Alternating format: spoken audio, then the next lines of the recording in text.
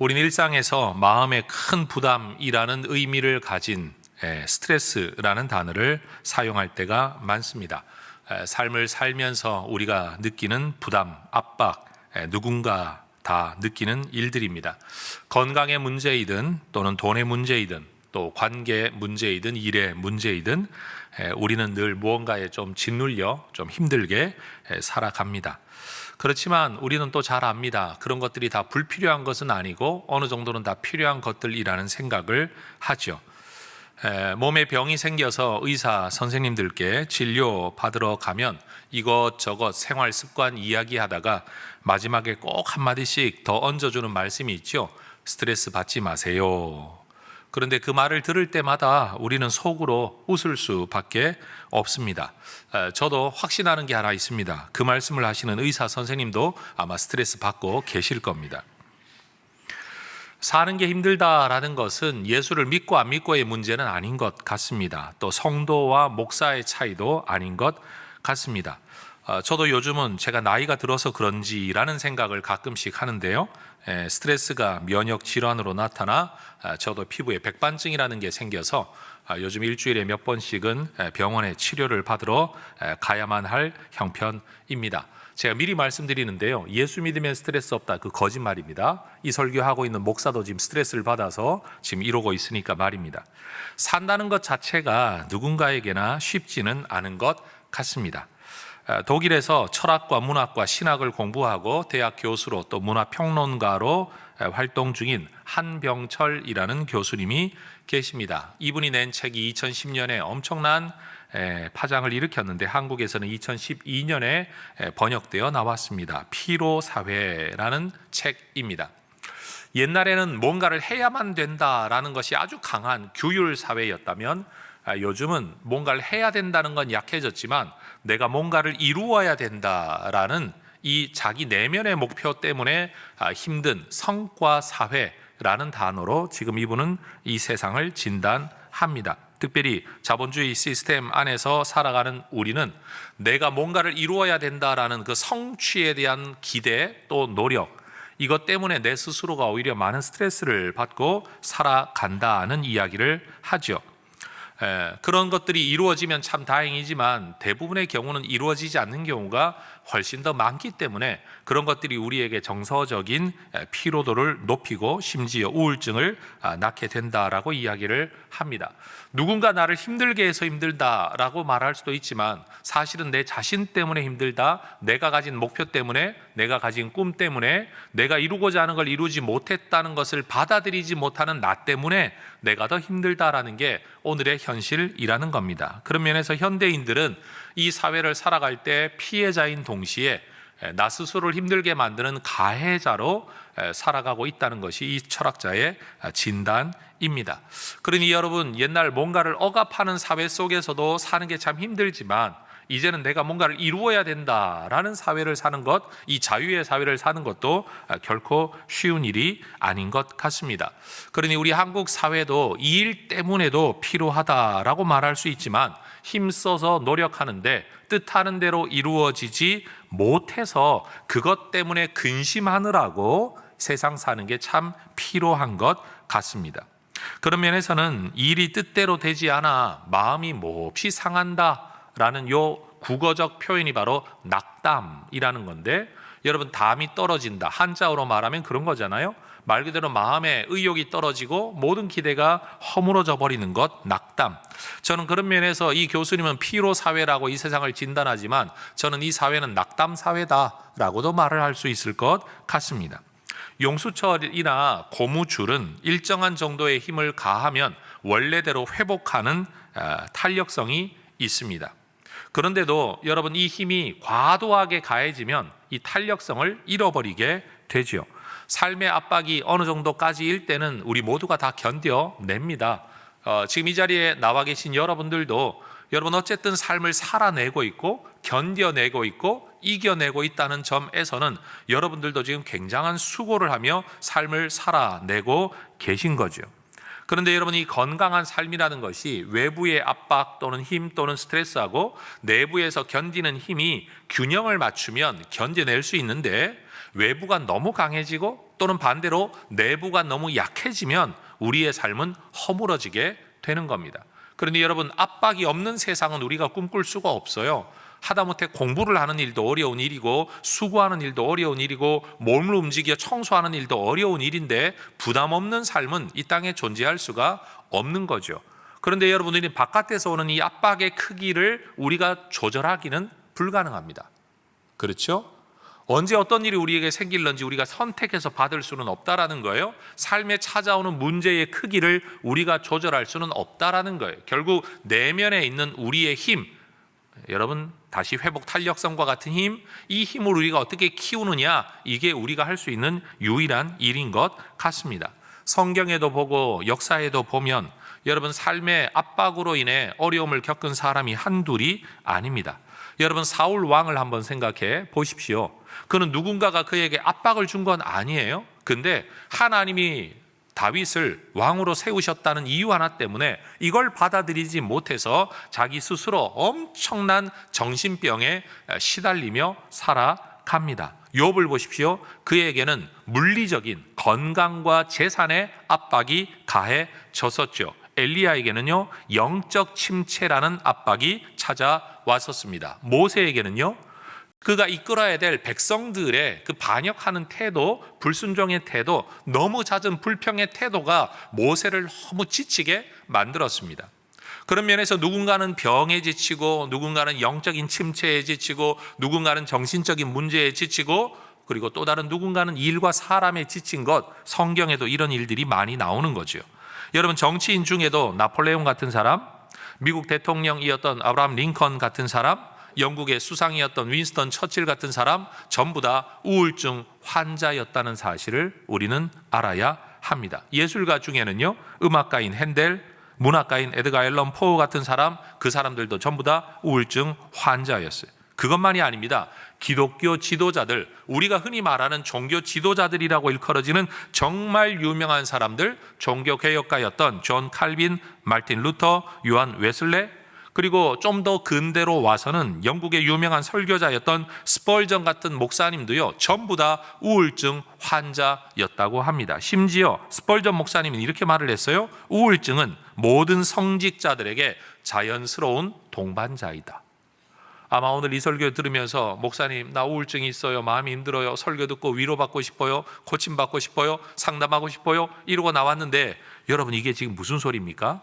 이게 세상 말로 말입니까? 된장입니까? 지금 여러분, 모든 성직자에게 우울증은 동반자다? 근데 여러분, 이분이 이런 말을 하게 된 데는 이유가 있어요. 한번 생각을 해보세요. 사실 우리는 사람인데 하나님의 말씀을 전해야 돼요. 그렇다고 하나님을 매일 만나냐? 사실 그것도 아니에요. 하나님의 말씀인 성경을 완벽하게 다 이해했냐? 사실 그것도 아니에요. 그런데 이 말씀을 전해야 될 사람들은요, 말씀을 듣겠다고 여러분 웰컴 환영하는 사람들이 아니에요. 듣지 않으려고 하고 들어도 자기 멋대로 해석하는 사람들이에요. 그러니 여러분, 하나님과 사람들 사이에 끼어서 내 말도 아닌 하나님의 말씀을, 내가 다 이해하지도 못한 하나님의 말씀을 전해야 되는데, 전하는 사람들, 듣는 대상들은 이걸 또 제대로 듣는 사람들이 아니에요. 왜곡하고 비난하고 공격을 하지요. 이 둘 사이에 끼어 살아가니 온전한 삶을 살아갈 수가 없다는 이야기를 설교자의 관점에서 한 것이 바로 이 스펄전 목사님의 이야기라는 겁니다.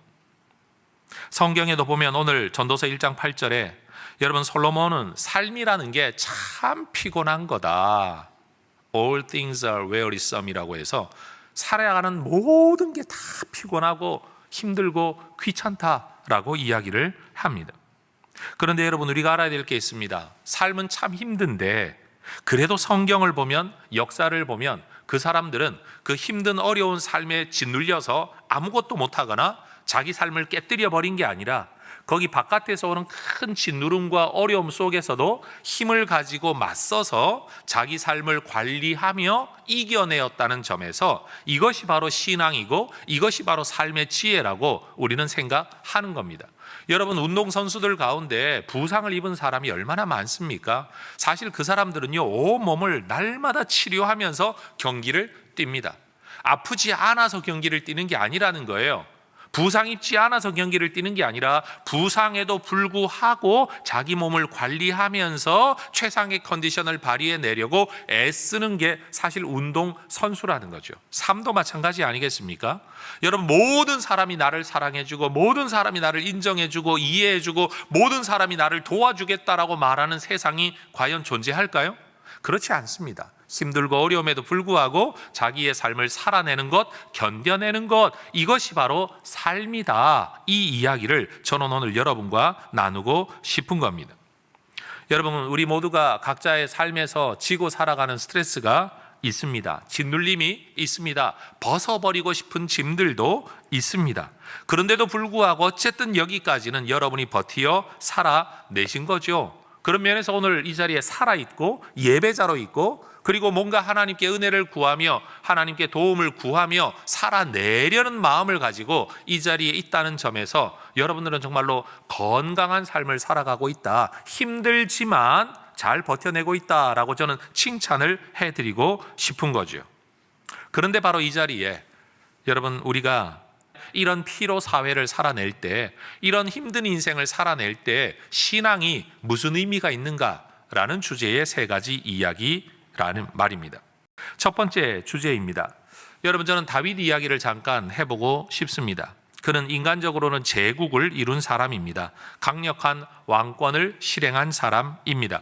신앙적으로도 하나님 마음에 합한 사람이라고 칭찬받은 사람입니다. 그런데 그 사람도요, 삶의 어려움, 스트레스, 짓눌림이 있었습니다. 다윗이 노래했던 많은 시편의 내용들을 읽어보면 그는 번민, 외로움, 괴로움, 두려움, 심지어는 죄책감 같은 감정들을 토해냅니다. 여러분, 다윗의 인생을 보면 아들과 아들이 싸워 한 아들이 다른 아들을 죽입니다. 한 아들이 또 다른 딸을 겁탈하기도 합니다.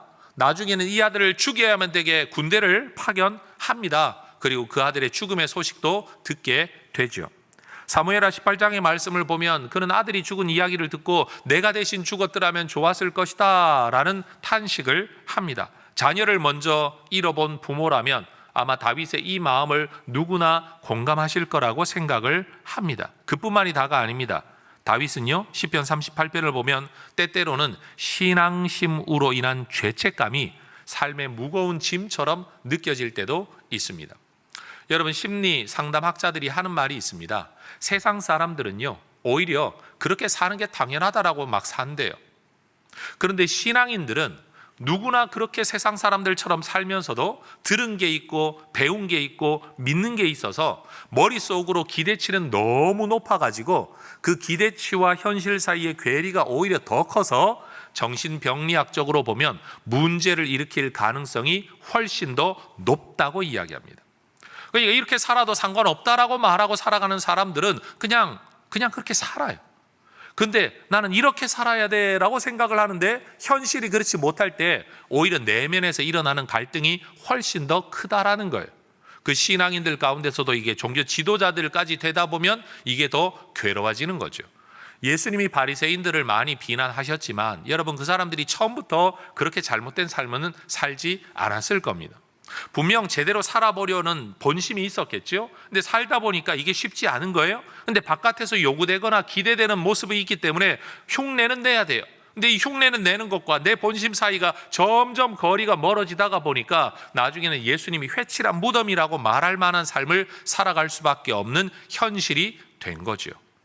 마치 연예인들이 카메라 앞에만 서면 온갖 이쁜 모습, 온갖 웃기는 모습, 온갖 행복한 모습, 아니면 남을 행복하게 해주는 모습으로 살지만 카메라가 꺼지는 순간, 무대에서 내려오는 순간 자기 스스로를 감당할 수 없는 괴로움 속에 사는 것과 똑같은 것 아니겠습니까? 그런데 그게 연예인들만 그런 게 아니라 바리새인들만 그런 게 아니라 오늘 우리도 마찬가지라는 거예요.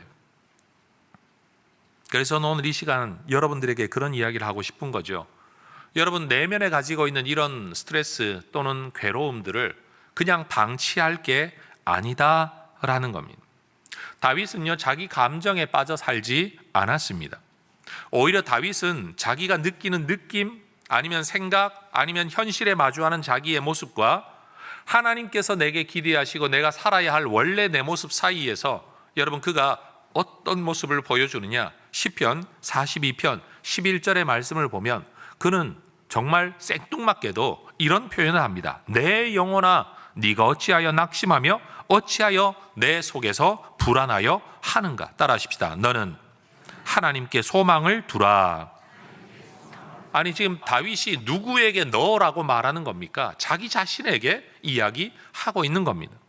여러분 지금 다윗은 내가 살아가야 할 원래의 모습, 하나님이 기대하시는 모습, 나도 소망하는 어떤 모습의 자리에 서서 그러지 못한 자기 자신을 향해 명령하고 있는 겁니다. 너는 왜 낙심하냐? 너 왜 불안하여 하느냐? 너 하나님께 소망을 두라. 다윗은 자기의 생각, 자기의 마음을 따라 살아가는 게 아니라 자기의 생각을 다스리고 자기의 마음을 다스리고 명령하는 삶을 살아갑니다. 요즘 흔히 하는 말 그대로 네 마음이 시키는 대로 해라 라는 삶하고는 완전히 다른 삶입니다. 여러분 때때로는 마음이 이끄는 대로 살아갈 필요도 있지만요, 때로는 마음이 이끄는 대로 갔다가는 정말 인생 패망되는 경우도 있습니다. 자기 자신을 향해 명령할 줄 알아야 합니다. 여러분 내 삶이 전부이고 내 마음이 전부라고 생각하는 사람은 이렇게 불가능합니다. 하나님이 계시다, 하나님의 뜻이 있다, 성경이 가르치는 바가 있다, 내가 가야 할 길이 있다라는 것을 아는 사람만이 자기를 향해 너 그러면 안 된다, 너 이렇게 해야 된다 라는 말을 할 수 있다라는 겁니다. 여러분 하나님을 믿는 사람들이 가지는 삶의 가치뿐만 아니라 삶의 역량이 있다면 바로 이것이에요. 하나님이 살아계시다, 하나님이 나를 도우신다, 그러니 내가 마음 끄는 대로만 가지 아니하고서 오히려 말씀이 내 마음을 끌어갈 수 있는 길도 있다는 이 하나의 가능성이 더 있다는 사실이에요. 일반인들에겐 이게 없습니다. 내가 왜 굳이 그래야 돼? 나는 내 마음 편한 대로 살면 되지. 이게 전부인 세상 속에 새로운 선택지가 있다, 그런데 그게 더 나은 길이다. 여러분 이게 얼마나 큰 위로와 힘이 되는지 모릅니다. 다윗은 사울 왕에게 쫓겨다니며 10년을 넘게 살았습니다. 여러분 도망자로 10년을 넘게 살면 그 사람의 정서가 평안했겠습니까? 언제 내가 붙잡힐지도 모른다, 죽을지도 모른다는 것 때문에 얼마나 민감하고 예민하고 날카로웠겠습니까? 그런데도 다윗은요, 그 어려운 시기 속에서도 시편 7편 1절을 보면 그렇게 노래해요. 하나님, 나는 주님께 피합니다. 그런데 여러분 잘 생각해 보세요. 다윗이 주님께 피한다고 해서 사울이 안 따라오나요? 그건 아니에요. 다윗이 주님께 피한다고 고백하고 노래한다고 해서 여러분 사울이 따라오는 걸음이 막혀지는 건 아니었어요. 그런데 문제는 인생이 나를 추격해 올 때, 삶이 나를 압박해 올 때 그게 전부인 사람이 있는가 하면 세상이 나를 추격해 올 때 내가 피할 곳이 있는, 마음 둘 곳이 있는 사람도 있다는 거예요. 이게 누구예요? 하나님 믿는 사람들이에요. 세상은 달라지지 않지만 내 마음 둘 자리가 있다는 거예요. 그리고 그 자리에 있을 때 여러분 평안함이 느껴진다는 사실이에요. 삶의 문제는 달라지지 않는데도 내 마음의 평안을 누릴 수 있다는 사실, 그 자리가 있다는 사실, 저는 그런 점에서 오늘 이 예배에 참여한 분들 모두가 이 하나님을 믿고 이 평안을 누리실 수 있게 되기를 주의 이름으로 축원합니다. 그러니 여러분 믿음을 가진 사람들은 말할 수 있는 거예요. 피할 길이 있다, 또 다른 살 길이 있다. 달라지는 것 하나도 없어도, 세상은 달라지는 게 없으면 그만이다라고 말을 하는데 우리는 달라지는 게 없어도 또 다른 제3의 길이 있다. 여러분 우리 하나님을 믿는 사람들이 그래서 신앙 때문에 목숨까지도 내어놓을 수 있었던 것이 바로 이 비밀 때문인 거예요. 전 우리 믿음의 백성들, 혜성의 가족들이 하나님을 섬기는 중에 말씀으로 여러분의 마음을 다스리고 어려운 형편 중에는 탄식하며 기도하기도 하고 또 소망을 붙들고 찬송하기도 하고 믿음의 결단을 담아서 시를 고백하고 간증을 고백하고 성도들과 교제할 수 있는 그런 삶을 살아가실 수 있기를 주의 이름으로 축원합니다. 여러분 자기 마음과 자기 생각을 다스릴 수 있다라는 이 하나의 가능성이 여러분의 인생에서도 열려지기를 바랍니다. 두 번째는요, 어떤 압박과 핍박 또는 스트레스 또는 부담들을 우리는 자꾸만 벗어버리려고 하죠. 그런데 하나님의 섭리라는 관점에서 보면, 또 하나님의 주권이라는 관점에서 보면 때때로 그런 것들이 유익할 때가 있어요. 우리가 흔히 인생지사 세옹지마라는 말을 쓸 때도 있고 전화위복이라는 말을 쓸 때도 있죠. 그런데 이건 살다 보니까 그렇게 된 거지만, 우리 예수 믿는 사람들은요, 하나님의 주권, 모든 것을 합력하여 선을 이루어 가시는 우리 하나님의 주권을 믿다가 보니까 벗어버리고 싶은 것이 벗어지는 것만이 은혜가 아니라, 벗어버리고 싶은 것을 안고 사는 것도 때로는 그것이 하나님의 뜻이 이루어지는, 내 성장이 이루어지는, 하나님의 계획이 이루어지는, 심지어는 나의 행복이 이루어지는 길이 될 수도 있다라는 가능성이 우리에게 열려 있습니다. 염려라는 단어는 성경에서 굉장히 부정적으로 사용되지요. 그래서 염려하지 마라, 염려하지 마라. 예수 믿는 사람들이 계속 염려하지 말라고 합니다. 근데 이거에 스트레스 받지 말라는 말하고 똑같은 말이에요. 염려하지 말라 그런다고 염려가 안 되는 게 아니에요. 여러분, 염려라는 건 되어지는 거예요. 스트레스는요, 받고 싶지 않은데도 받아지는 거예요. 이게 어쩔 수 없는 사람의 연약함이에요. 우리 예수님도 심지어 스트레스를 엄청 받으셨습니다. 성경 마태복음 26장 37절을 보면 예수님이 직접 이렇게 말씀하세요. 따라하십시다. 고민하고 슬퍼하사. 그런데 어느 정도로 고민했느냐? 마태복음 26장 38절 따라하십시다. 고민하여 죽게 되었으니. 우리 예수님도 한국 사람들처럼 표현이 그러신가 봐요. 야, 나 고민이 되어 죽을 지경이다. 지금 딱 그 표현인 거예요. 내가 너무 고민되어서 죽을 지경이다. 그런데 여러분, 이거 아셔야 됩니다. 예수님이 지금 왜 고민하고 계신 거죠? 출세를 위해, 돈 벌기 위해, 행복을 위해 고민하고 계신 게 아닌 겁니다. 예수님이 능력으로는 모든 걸 넘어설 수 있는 분인데, 하나님의 뜻, 어떤 하나님의 뜻이죠? 내가 세상을 위해 십자가를 지고 죽어야만 된다는 이 사명 앞에서 예수님이 지금 고민하고 계신 겁니다. 사실 우리가 하나님의 뜻 앞에서 고민하는 건 너무 당연해요. 예수님도 그러셨으니까 말이에요.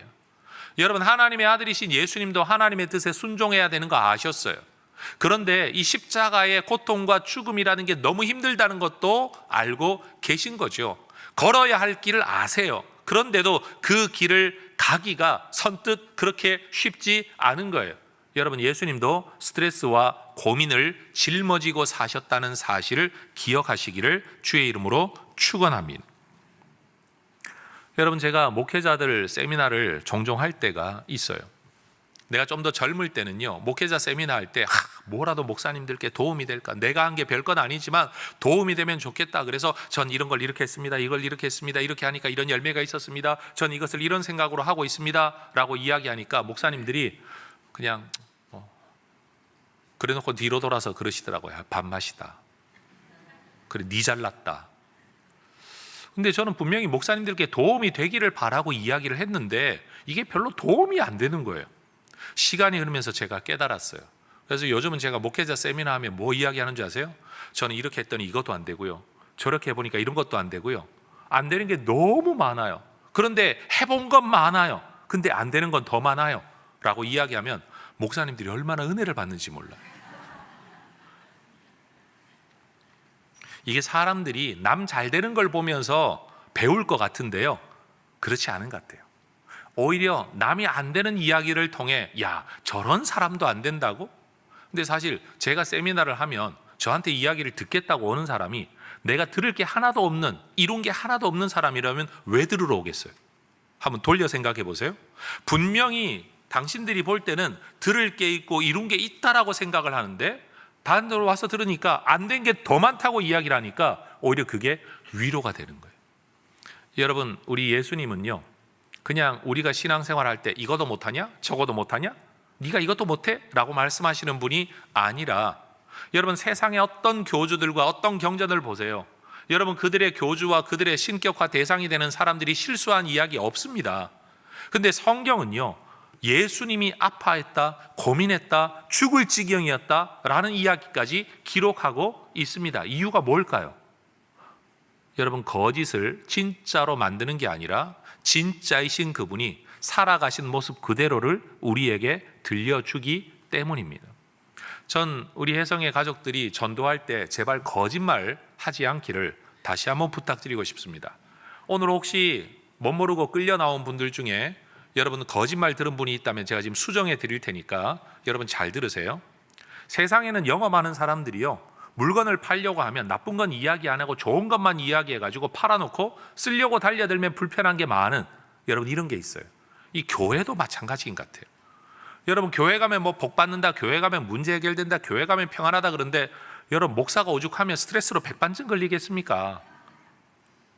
여러분 예수 믿는다고 무조건 평안한 거 아니에요. 예수 믿는다고 해가지고요 무조건 문제가 풀리는 거 아니고 다 건강해지는 거 아니에요. 예수 믿으면 병 낫는다. 여러분 교회 안에 장례가 얼마나 많은데요. 그렇게 따지면 교회 다니는 애들은 잘못되는 애 하나도 없어야 되고 아픈 사람 한 명도 없어야 되고 죽는 사람도 없어야 돼요. 그런데 목사들은요 장례식 때문에 치여 죽을 지경이에요. 여러분 예수를 믿는다라는 것이 우리가 흔히 생각하는 것처럼 그런 어떤 좋은 결과만 가지고 오는 게 아니라는 걸 저는 지금 이야기하고 싶어요. 예수를 믿으면 뭐냐? 여러분 삶의 무게를요 벗어나려고 하는 것 때문에 삶의 짐을 내려놓으려고 하나님을 믿으려고 하지만 저는 예수 믿으면 그 삶의 짐을 짊어질 수 있게 된다. 오히려 그 이야기를 하고 싶어요. 삶의 문제를 받아들이게 하고 삶의 문제에 맞서게 하고 그것을 살면서도 내가 왜 이렇게 살아야 돼? 라고 세상은 말하죠. 왜? 목적이 없고 의미가 없으니까. 그런데 우리는 우리에게 좋은 것 주시는 하나님이 합력하여 선을 이루실 거라는 것을 믿기 때문에 지금 내가 보기에는 좋지 않은 일마저도 하나님의 뜻 안에서 더 좋은 걸 주실 거라고 믿고 기대할 수 있는 거죠. 이 세상 이러고 살고 끝날 것 같다면 내 인생 너무 불쌍하지 않냐? 세상은 그렇게 말할 때 네가 믿음을 붙들고 남을 위해, 삶을 위해, 세상을 위해 헌신하여 살면 하나님이 하늘에 상을 주신다라는 보상도 약속되어져 있기 때문에 오늘의 보상받지 못하는 것을 견딜 수 있는 힘이 예수 믿는 믿음 안에 있다라는 거예요. 그래서 여러분 위대한 하나님의 사람이었던 바울도요 염려라는 단어를 꼭 부정적으로만 쓰지는 않았어요. 고린도전서 7장 32절을 보면 주의 일을 염려한다. 7장 34절에서도 주의 일을 염려한다. 하나님 나라의 일에 대한 염려를요 오히려 긍정적인 것으로 당연히 감당해야 될 것으로 이야기를 하고요. 본인 스스로도 고린도후서 11장 28절을 보면 이런 말이 있죠. 모든 교회를 위하여 염려하는 것 때문에 날마다 내 속에 눌리는 일이 있대요. 여러분 바울이 염려를 떨쳐버리라고만 말하는 게 아니라 그 염려에 날마다 나는 짓눌려 살아가고 있다라고 스스로가 이야기하고 있는 거예요. 그런데 문제는 뭐냐 하면 이 염려가 불필요한 염려를 하는 거냐 해야 할 염려를 하는 거냐, 바로 그 차이죠. 여러분 자식을 위한 염려로부터 자유로운 부모가 누가 있을까요? 그리고 자식을 위한 염려로부터 자유로워지고 싶은 부모는 또 아무도 없을 겁니다. 왜요? 자녀가 잘 되기를 바라는 소원이 있기 때문에 염려는 따라오는 거예요. 그런데 이건 불필요한 염려가 아니라요 소원 때문에 따라오는 당연한 마음이에요.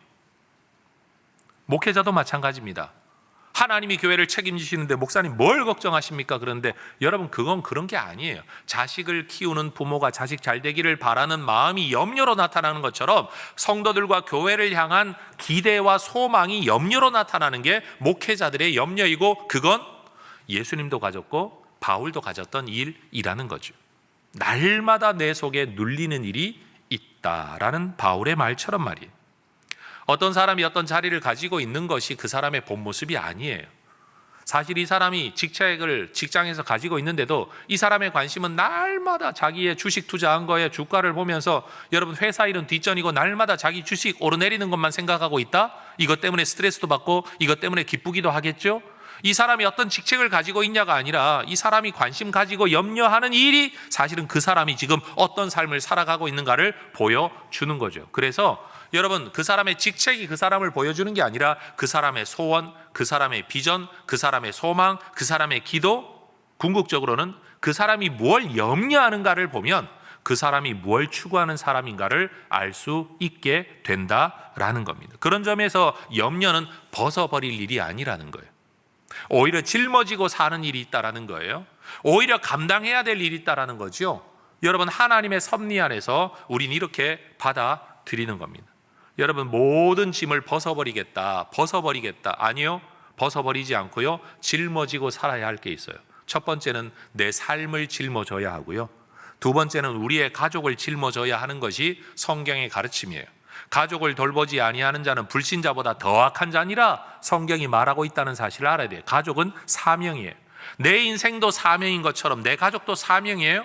그런데 여러분, 이런 것들이 그저 내 가족만을 위한 것이다가 아니라 하나님의 주권 안에서 이걸 받아들일 때 이건 신앙이 되는 것이고, 이 수고마저도 하늘의 상이 될 거라고 우리는 믿는다라는 거죠. 내 인생을 빼앗아가는 모든 수고라고 생각했는데 오히려 하늘의 상이 주어지는 수고, 이게 하나님 안에서, 믿음 안에서, 성경 안에서, 신앙 안에서 가능하다라는 겁니다. 그러니 여러분, 하나님의 섭리의 손길을 믿고 삶의 짐을 잘 짊어지는 여러분 되시기를 주의 이름으로 축원합니다. 저를 한 한의원에 데리고 갔던 우리 집사님, 오 집사님 저기 계신데, 여러분, 한의원에 제가 한 10여 년 전에 진료받으러 갔을 때요, 그 한의원 의사 선생님이 그러셨어요. 목사님이 건강해지려면 목회를 그만둬야 됩니다, 그러더라고요. 여러분, 제가 건강을 택해 목회를 그만둬야 됩니까? 건강을 무릅쓰고 목회를 해야 됩니까? 네, 무릅쓰고 했죠. 그래서 제가 그 병원 더 이상 안 갔죠. 왜냐하면 자꾸 그만두라 그러는데, 목회를 그만두라는데. 여러분, 삶을 살다가 보면 분명 건강만을 생각을 하면 내려놓아야 될 게 있는데요, 사실은 건강보다 더 중요한 가치가 우리에게 있어요. 여러분, 여기 대부분의 어머님들, 아버님들이 건강만 생각하면 직장 그만뒀어야지, 안 그래요? 가정생활 그만뒀어야지. 근데 그러나요? 그럴 수가 없는 거예요. 가족들을 돌보려면 내 몸이 분명히 움직이면 안 되는데 움직여야 돼요. 내 건강을 생각하면 직장 그만둬야 되는데, 내가 직장 그만두면 가족들 어떻게 삽니까? 여러분, 오히려 아프더라도 일을 해야만 되는 거, 그게 아버지의 삶이었고 어머니의 삶이었다고요. 그게 우리의 삶이라는 거죠. 마찬가지입니다, 여러분. 때때로는 벗어버리고 싶은 것들이 있지만 여러분, 때로는 짊어져야 할 것도 있다. 그런데 이게 그냥 짊어지는 게 아니라 운명이 아니요, 그게 아니라 오히려 이것이 내 사명이다, 그리고 상급이다. 여러분, 이 생각이 가질 수 있는 길이 성경 안에 있다, 믿음 안에 있다라는 겁니다. 예수님도 우리의 구원이라는 하나님이 주신 사명 때문에 고민하여 죽을 지경이다 라고 이야기를 했고요, 사도 바울도 교회를 위하여 날마다 내 안에 짓눌리는 게 있다 그랬는데 이걸 감당하고 살았다고요. 여러분, 우리 모두가 이런 것들을 감당할 수 있기를 주의 이름으로 축원합니다. 마음 편하려면 교회 사역 안 하면 돼요. 그런데 거기는 사명도 없고 상급도 없어요. 상이 있으려면 수고해야 됩니다. 여러분, 하늘 안에서 의미 있는 수고, 의미 있는 스트레스 속에 살아가는 성도 여러분들 되실 수 있기를 축복합니다. 세 번째 주제는 뭔가 하면요, 우리 하나님이 우리가 어려울 때마다 나타나서 문제를 즉각 해결해 주면 참 좋겠다는 생각이 들 때가 있죠. 그런데 여러분, 우리가 애들을 키워 보았지만 아이가 뭘 하나 못할 때마다 부모가 나타나 도와준다. 여러분, 이 아이가 정상적인 사람으로 자라날 수 있을까요? 애가 젓가락질 못하면 다 먹여준다. 10살이 되든 20살이 되든. 여러분, 이거 올바른 부모입니까? 우리가 흔히 패런팅이라는 말 하잖아요. 패런트, 부모가 그 역할을 잘하게 하는 거 패런팅. 여러분, 우리 하나님께서도 인간을 아세요. 우리 하나님이 우리가 힘들고 어려울 때마다 짠 하고 나타나서 모든 걸 공급해 주시고 모든 문제를 풀어주신다? 사실 그러면 우리는 제대로 된 삶을 살아갈 수가 없습니다. 그래서 때때로는 부모가 어눌한 자녀를 지켜보는 것처럼 우리 하나님도 어눌한 우리를 지켜보세요. 그리고 미숙한 싸움, 다툼, 갈등, 여러분 사고치기 엎어놓고 그릇 뒤집어 엎는 거 하나님이 다 견디세요. 부모님이 견디는 것처럼 우리 하나님도 견뎌내세요. 그렇기 때문에 하나님은 우리를요, 사람의 공동체 안에서 살아가기를 원하세요. 만약 하나님이 사람과 교제하는 것이 전부였다, 이게 전부라고 한다면 아담 하나 만들어 놓고 더 이상 인간 안 만드셨어야 돼. 그래야 아담도 하나님만 바라볼 것이고 완전히 독점적인 관계를 맺을 텐데, 하나님이 아담을 보셨을 때 보시기에 좋지 않았어요. 이게 아니다. 인간은 이렇게 살면 안 된다. 하나님이 삼위일체의 관계성 속에서 존재하시는 것처럼 인간도 관계성 안에 존재하는 게 옳다. 그래서 남성과 여성, 분리될 수 없는 뼈 중에 뼈, 살 중에 살, 우리 하나님이 오묘한 연합을 이루시듯이 남성과 여성도 오묘한 연합으로, 부모와 자식도 오묘한 연합으로, 출생이란 방법으로 연결되게 하셨다라는 거예요. 그리고 사람 관계 안에 두시는 거죠. 그리고 오늘 우리에게 말씀하세요. 문제가 있을 때마다 내가 나타나 널 도와줄게가 아니라 성경을 보면요, 너희가 서로 약한 자의 짐을 담당해 주어라. 너희가 서로 위로해 주어라. 서로 기도해 주어라. 서로 기뻐해라. 함께 즐거워해라. 이야기하신다는 거예요. 에베소 4장 25절을 보면 각각 그 이웃과 더불어 참된 것을 말해라. 저는 이것을 저 개인적으로는 이렇게 늘 번역해요. 거짓된 교제 말고 진실한 교제, 믿음의 교제, 사랑의 교제, 올바른 관계를 맺어라. 관계성 안에서 살아가라 라고 저는 이 구절을 이해합니다. 정말 힘들고 어려울 때는요, 여러분, 내 문제를 하나님 앞에 기도해라 라고만 성경이 말하지 않고요, 야고보서 5장 16절을 보면 너희의 죄도 서로 고백하고, 어려움이 있을 때, 특별히 병든 문제가 있을 때도 너 혼자 하나님 앞에 나가 기도해라 라고 말하지 않고 서로 기도하라 라고 말씀을 하십니다. 이게 하나님의 창조 섭리예요. 하나님은 인간이 함께 더불어 어우러져 살아가도록 만드셨어요. 그래서 여러분, 우리가 이 땅을 사는 동안 세상은 남의 것을 빼앗아서라도 내 걸 챙기려고 하는 게 세상인데, 이게 어그러진 세상이라 그래요. 원래 세상은 어떻게 해야 되냐면 하나님이 서로가 서로를 도와주고 서로 돌보는, 그래서 서로 행복한 삶이 되기를 우리 하나님이 원하시죠. 다시 말해, 내 마음의 안녕에 관심이 있는 사람들, 지금 한번 떠올려 보세요. 내 마음의 안녕에 관심이 있는 사람들이 내 주변에 누가 있을까? 교회 공동체는 어떤 공동체인가 하면, 여러분 먹여 살려주고 돈 주고 이럴 수는 없어요. 그런데 내 마음의 안녕에 관심을 가지고 기도해주고 들어주고 위로해주는 공동체가 교회 공동체예요. 세상에는 돈으로 서열이 맺어지고 직급으로 서열이 맺어지겠지만, 여러분, 교회는 모든 사람들이 함께 어우러져 한 인간으로, 하나님 앞에 서 있는 한 죄인으로, 그러나 예수 믿는 한 사람으로 서로가 대화하며 교제하며 서로를 붙들어주는 공동체가 교회 공동체라는 거예요. 다시 한번 말합니다. 모두가 나한테 얻어 먹으려고만 하고 뜯어 먹으려고만 하는 세상 속에, 나를 이용하려고만 하는 세상 속에 있는 관계성만 아니라 내 마음의 안녕에 관심이 있는 사람들과 교제를 나누며 서로 기도 제목을 나눌 수 있고 서로 축복해 줄 수 있는 공동체 안에서 살아가는 것이 필요하다. 왜냐하면 현실의 삶 자체가 어렵기 때문에. 이 피로 사회를 살아갈 수 있는 방법, 전 지금 3가지를 이야기했습니다. 여러분, 우리 하나님, 그 하나님을 붙들고, 여러분, 하나님께서 주시는 은혜의 방향성 속에서 이 삶을 견디기 힘들다라고 생각하는, 또는 피하고 싶다라고만 생각하는 이 삶을 받아들이고 이겨내면서 마음을 다스려갈 수 있는 여러분이 되시기를 축복합니다. 때때로 어떤 것들은 받아들일 수 있는 힘도 있어지기를 축복합니다. 그 속에서 견뎌내기 위해 성도의 사랑의 교제를 나누는 이 아름다운 공동체에 속하시게 되기를 소망합니다. 근데 여러분, 우리의 마음이 상할 때가 참 많습니다.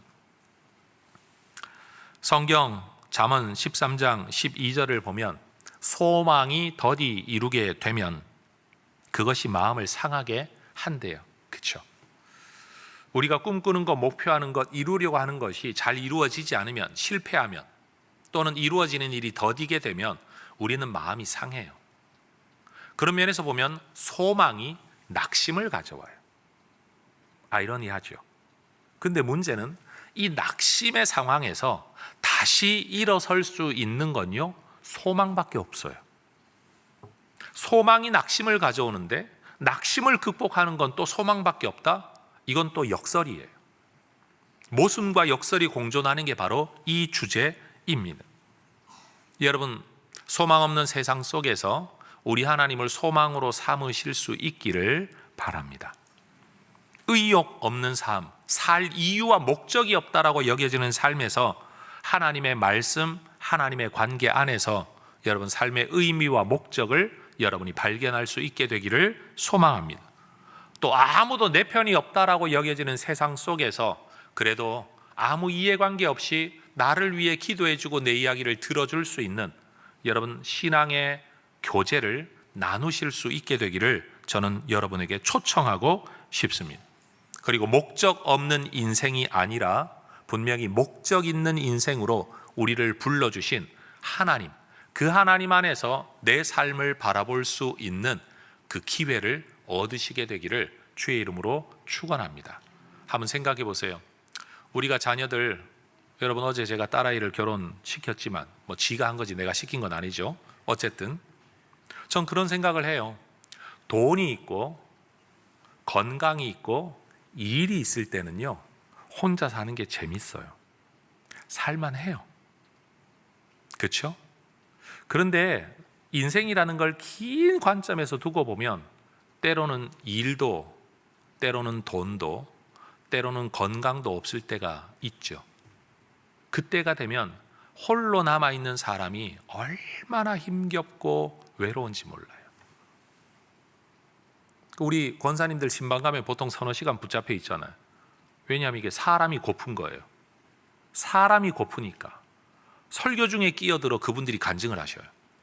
내가 분명히 설교하고 있는데 맞아요 목사님 그러고 그분의 설교가 시작돼요. 그럼 나는 그 이야기를 한참 듣고 난 뒤에 설교를 다시 하려고 해도 기회도 안 줘요. 예, 전 이해가 돼요. 전 할머니 할아버지 밑에 큰 사람이기 때문에 제가 어려서부터 철딱선이 없어서 그랬죠. 집에 와가지고 할아버지 할머니 어머니 아버지 우리 사남매 이남이녀 윷놀이 하기 딱 좋아요. 4대4로 남자 여자 여자 남자 넷 여자 넷 이러. 근데 여러분 그냥 어릴 때 아무 생각 없이 집에 와가지고 누구를 찾는 것도 아닌데 그냥 집에 문을 탁 열었는데 거기 할아버지만 계시고 때로는 할머니만 계신데 아무 생각 없이 아무도 없네 이러고 문 닫았거든요. 다시 말하면 어린 나이에 내가 대화하고 내가 놀고 나와 뭔가를 보내줄 사람이 없는 걸 내 마음에 아무도 없네라고 말을 했던 기억이 저에게도 있어요. 어른들 얼마나 섭섭하셨을까요? 사람 취급 안 한다 그러셨을 거 아니에요. 지금 여러분 저는 그래서 이 마지막 시대를, 이 힘든 시대를 우리가 살아가고 있는데 여러분 내가 돈이 있을 때 찾아가는 거하고 돈 없을 때 누구 만나는 거하고 이게 다른 거예요. 내가 남을 도와줄 수 있을 때 하고 내가 남의 도움을 받아야만 할 때하고 인생이 달라요. 그렇죠 여러분? 내가 이 일에 의미 있는 기여를 할 때하고 그 일을 위해 나를 불러주지 않을 때하고 이게 달라요. 저는 여러분들이 여러분 지금 살만하고 괜찮으실런지 모르겠지만 그 모든 것들을 잃어버릴 때도 나를 한 사람으로 받아줄 공동체가 있는가? 나를 나로 받아줄 누군가가 과연 있는가? 내 삶의 의미는 있는가?